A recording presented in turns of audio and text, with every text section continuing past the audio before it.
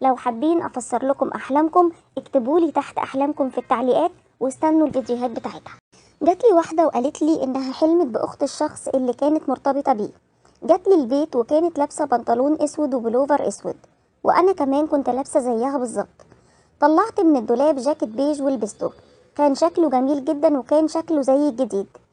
هي قالت لي انها بتحبني قوي، وانا كمان قلت لها انا بحبك انت كمان، انت ومامتك.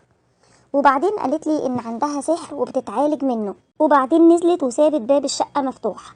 رحت ابص وراها، لقيت على السلم عندنا جزمة لونها جملي، وبعدين لقيتها رجعت تاني وكانت لابسة تيشيرت ابيض في احمر وجزء من بطنها باين، وقالت لي انها رايحة عيد ميلاد واحدة صاحبتها وكانت واقفة في وسط اولاد.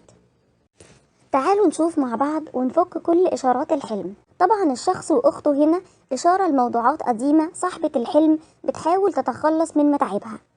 أما بالنسبة لأخت الشخص اللي كان خطيبها فدوت دليل على إن في حواليها أشخاص كتير بيحبوها، لأن هي في الحلم قالت لها أنا بحبك، فهنا إشارة لأن حواليها أشخاص كتير بيحاولوا يساعدوها إنها تتخلص من متاعبها.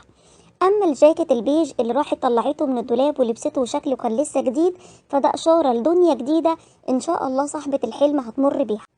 خرجت من الشقه وسابت باب الشقه مفتوح، هنا اشاره لبعض الامور المكشوفه في حياه صاحبه الحلم. بعد كده لقيت جزمه جملي على السلم، ده دليل على حاجتين. الحاجه الاولانيه ارتباط ليها وان شاء الله باذن الله من شخص هيكون كويس جدا، وهقول لكم ليه.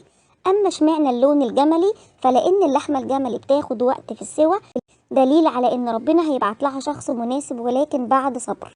رجعت تاني وكانت لابسه تيشيرت ابيض واحمر، فده دليل ان الشخص اللي هيجي لها هيكون نيته كويسه من ناحيتها وهيكون بيحبها. قالت لها انا رايحه عيد ميلاد واحده صاحبتي، فده دليل على دنيا جديده داخله ليها صاحبه الحلم وكانه ميلاد جديد ليها.